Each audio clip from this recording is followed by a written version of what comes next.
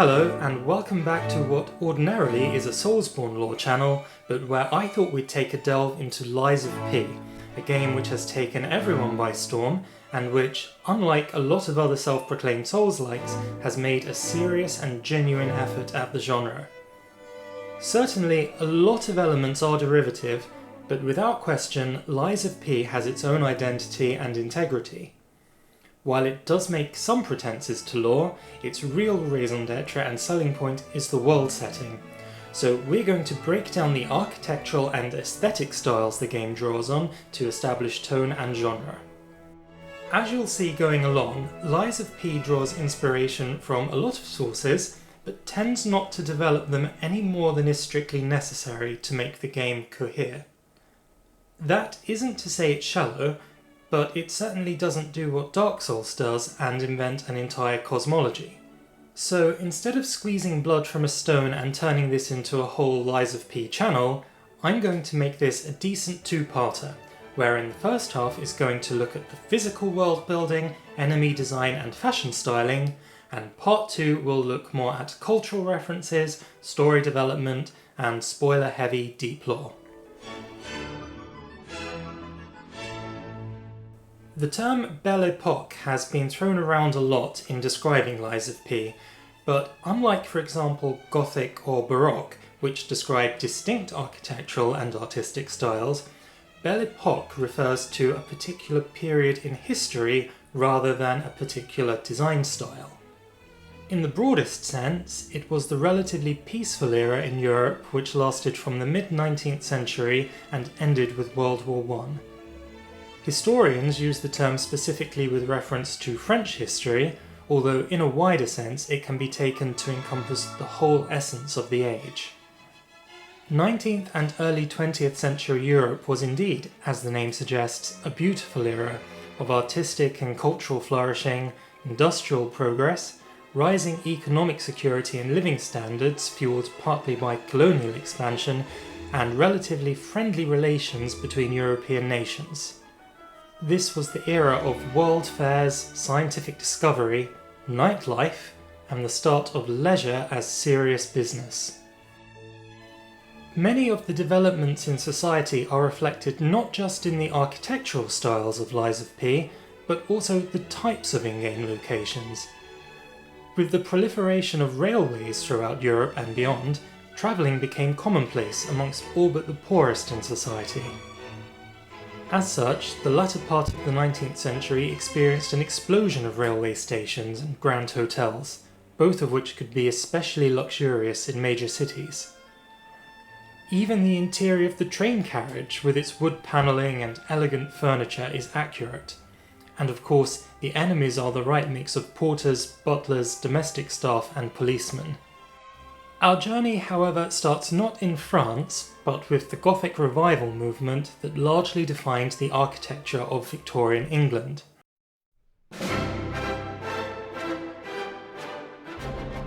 Revival Gothic buildings varied considerably in their fidelity to the genuine principles of construction and design of the Middle Ages.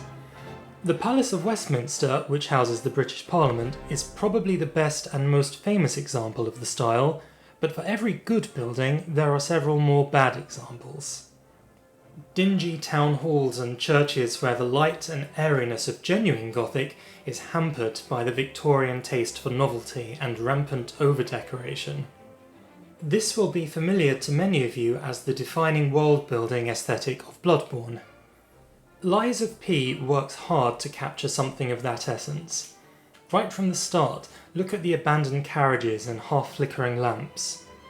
Despite its Parisian City of Light setting, this game manages, mostly successfully, to evoke something of a sinister, threatening tone.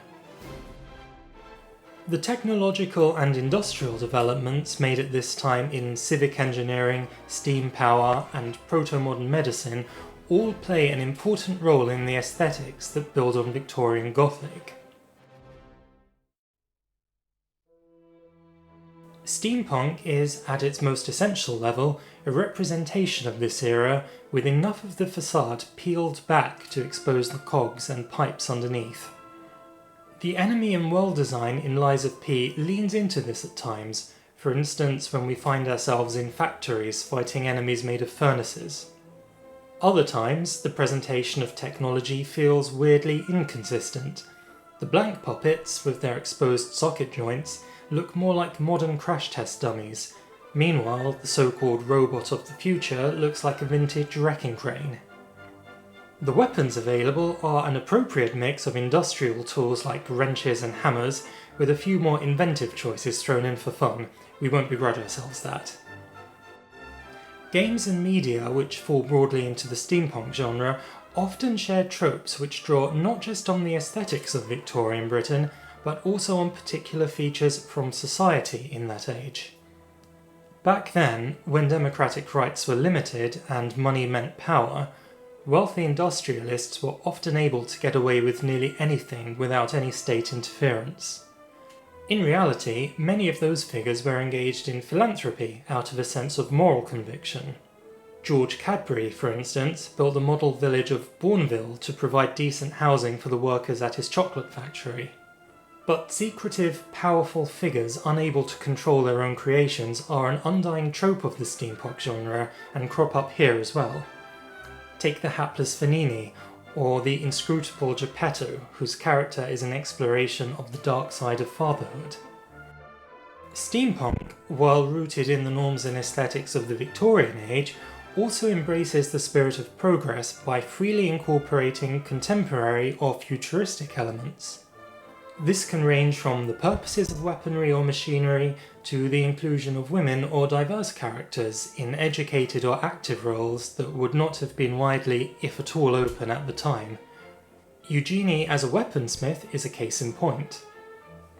These choices not only make inclusivity a conspicuous and deliberate feature of the genre, but make it possible to convey more information about characters based on whether their role and appearance are coded as wholly consistent with the historical era, or whether they have some distinguishing ahistorical characteristics.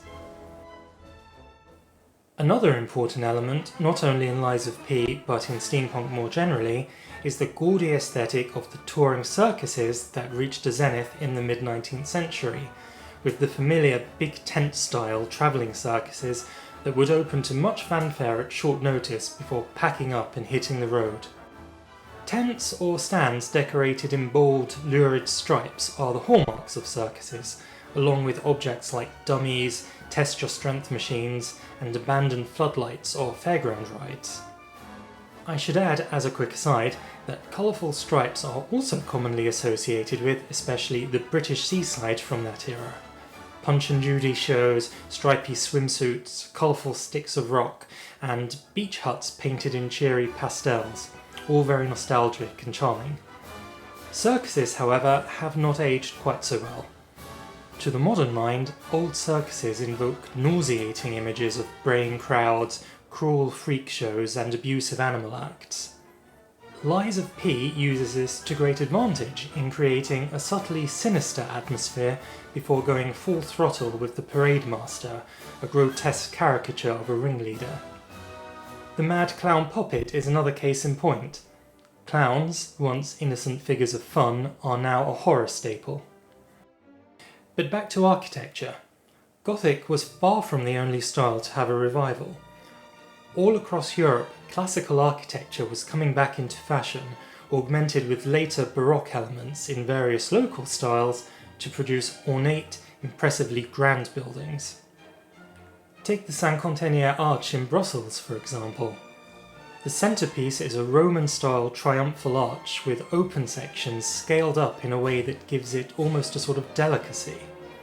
The two wings feature murals presented between a Greek-style colonnade, not neat and boxy like a real ancient Greek temple, but regally curving out. In France, they drew on a long history of highly cultivated design to produce not only spectacular showpiece buildings, but effortlessly sophisticated civic architecture and housing, and it was dubbed the beautiful art style. The Estella Opera House, with its unrestrained ornamentation and luxurious interiors, is a beautifully realised example of Beaux-Arts design, and well chosen to evoke the opulence associated with opera. The white and gold marble-clad interiors, red carpets, standing chandeliers, and elaborate balustrades are all pitch-perfect examples of features that became standard high-end interior design in the real-life time period.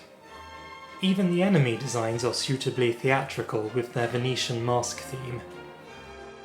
But Lies of P doesn't just give us a handful of major set pieces, great care has been taken to create a wholly immersive world setting.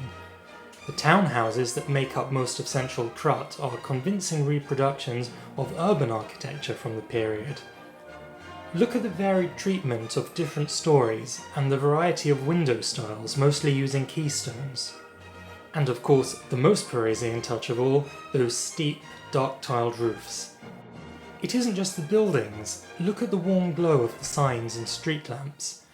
The ethereal beauty of city lights is one of the subtlest but most significant factors in establishing visual tone in Lies of P. No matter how grotesque the inhabitants and enemies are, the world doesn't have quite the same pervasive gloom as the Soul series. It has a distinct identity that doesn't feel copied or rehashed from anything else.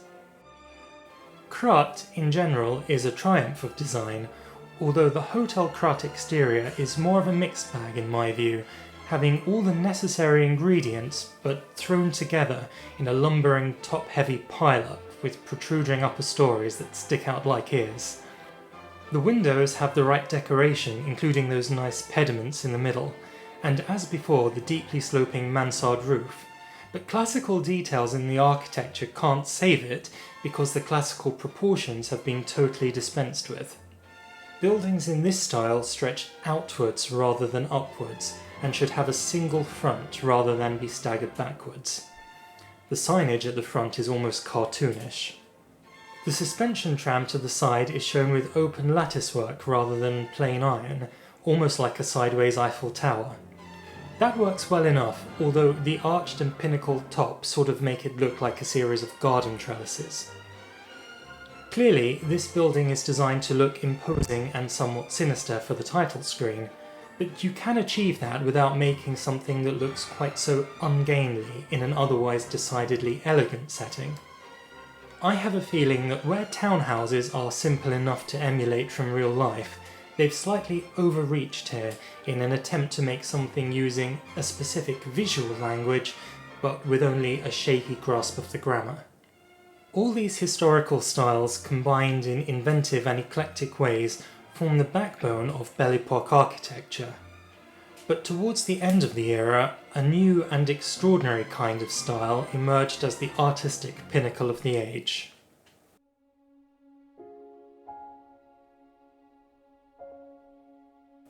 Art Nouveau, in all its strange beauty, is about abundance, freedom, and beauty for its own sake. Nature-centred but slightly abstract, it conjures up an ethereal world of glittering insects, contorted whiplash vines, and beguiling women. In the realm of fine arts, luminaries like Klimt use gold to create paintings and portraits with an intoxicating intensity. The guiding principle was that anything could be made beautiful.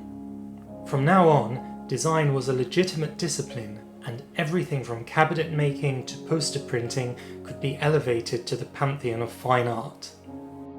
All of the curved, abstract forms of Art Nouveau made their way into architecture, where elaborate contours seemed to grow organically from stone, and even more especially where sinuous ironwork stands out against darkly gleaming expanses of glass. The influence of Art Nouveau in the game is shown chiefly in signage and lettering, a few furnishings, but only sparingly in the buildings, the best example being the entrance canopy to the hotel. In the game, as in real life, Art Nouveau makes an important but only very brief contribution. It came as the artistic conclusion of an age on its way out, like the brief window when an overripe piece of fruit is at its sweetest just before spoiling. The decadence of the era had become a distraction. While the elites were waltzing away, uncontrollable political tensions were bubbling up beneath the surface. The assassination of Archduke Ferdinand in Sarajevo ended it all. Within weeks, the beautiful epoch was over, and the modern world was born amidst the horror of war. All of what we've looked at so far centres on central Krat, and indeed that is clearly where the designers have focused all their energy. Other locations, while not bad, feel a little indifferent by comparison. Cursory outdoor beaten tracks with half-ruined walls make a nice contrast from the inner city, but aren't anything special in themselves. The cathedral is something of an oddity, not least because none of the interiors look in any way ecclesiastical. Compare with the Cathedral of the Deep from Dark Souls 3, which uses heavy Norman architecture and structures all the paths around a massive central space. The cathedral exterior is a fortress-like edifice which uses Gothic elements like pointed arches and stained glass windows to impress a religious feeling. Like the Hotel Krat, it is impressive at a glance, but in real terms a poor example of the style, mixing decorative blind arcading on the towers with unimpressively small windows in the central elevation. The rose window at the bottom is tiny, where it should be a glorious feature high up. Arche Abbey, yes that's how you should say it, uses Romanesque architecture to conjure an image of somewhere ancient but also magnificent, like a Colosseum. If we want to be picky, we can say that since this is actually a tower, it doesn't need to be made almost entirely of open arches, but it is undoubtedly a very atmospheric boss arena and a better effort than their other attempts at towers. The Saintess of Mercy statue is a Michelangelo reproduction, and I'll have a lot more to say about that in part 2. So, pervasively gloomy weather aside, that more or less covers the aesthetic choices for the physical, or at least the built world. While we're doing design, let's have a quick dive into the fashion. I did at first think it might be excessive to go into too much detail about the fashion choices, but since so much of this is relevant to other games and steampunk in general, let's go there. I did mention before that the enemy design in the Estella Opera House was itself quite theatrical, as are the animal masks which have the same styling.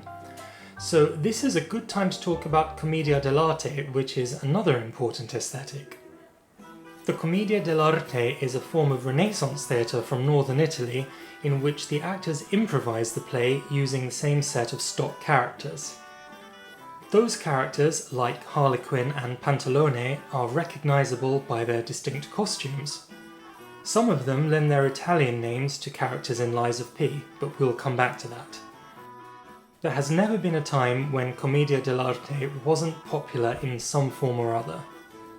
In the Baroque glory days of Venice, where festivals were lavish and could go on for weeks, the half-cover face masks inspired by the Commedia dell'Arte were a favourite choice for fancy dress, and ever since then have been the basic standard for masquerades and masked balls. As an aesthetic, Venetian masks are often invoked for a heady mix of opulence and intrigue with an undercurrent of danger. There are a few themed costumes, like the genuine Pinocchio outfit and the obligatory cutesy sailor suit, but most feature late Victorian long coats with lapels and brass buttons. The real variety is actually in the neckwear, which is styled with varying degrees of historical accuracy. Let's start with the white shirt, which is a pretty good 18th century style shirt. Men's shirts used to be loose-fitting garments, square-cut with one front panel and one back and no buttons. The shirt neck was wide open and would need to be tied shut, in more primitive styles with laces, and latterly with long bows or, much beloved in steampunk fashion, jabots. The flowing, lacy kind you automatically think of were fashionable in the 16 and 1700s. Generally, you either wore a plain shirt and a lacy jabot, or you wore the kind of shirt which already had a frilly neckline and tied it with a bow. Either way, it was worn outwardly to complement the ornate, open-fronted frock coats of the time, along with frilly cuffs. During the Regency period, we start getting coat fronts designed to be crossed over and buttoned up, and lapels can get quite large. Ruffles are popular, but not lace, and the bows are beginning to get smaller. All of that was long out of fashion by the Victorian era, and good taste was demonstrated with quieter, more subtle neckwear. Bows were tied small, and cravats were pinned and tucked well into the waistcoat.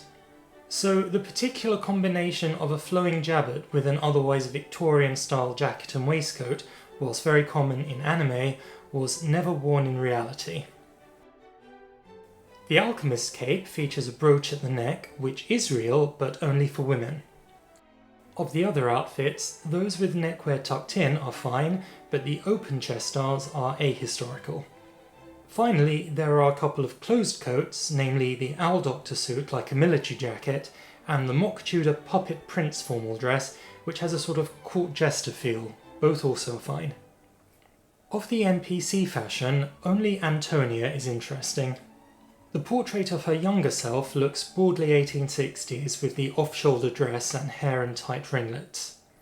The long strings of pearls came later though, and for some reason she is wearing a hat indoors. Antonia in the wheelchair is interesting because her 1910-style green evening dress is actually the most modern thing in the whole game, although once again she is inexplicably wearing a hat indoors. So there we have it. Lies of P, self-proclaimed boundary breaker of design, mostly lives up to its own hype as far as world building goes. They overreach in a few places, but otherwise succeed in bringing the Souls-like genre forward a few centuries. In part 2, we're going to have a more conventional lore discussion and pull apart all the cultural references, story points, and overarching themes. For the most part though, that all feels somehow unimportant. Lies of P makes a name and identity for itself mainly through aesthetic choices, and has made, I think, an important contribution in broadening a niche genre. Join me for part 2 soon, but in the meantime, you know the drill by now, please like and subscribe, and as ever, thank you for watching.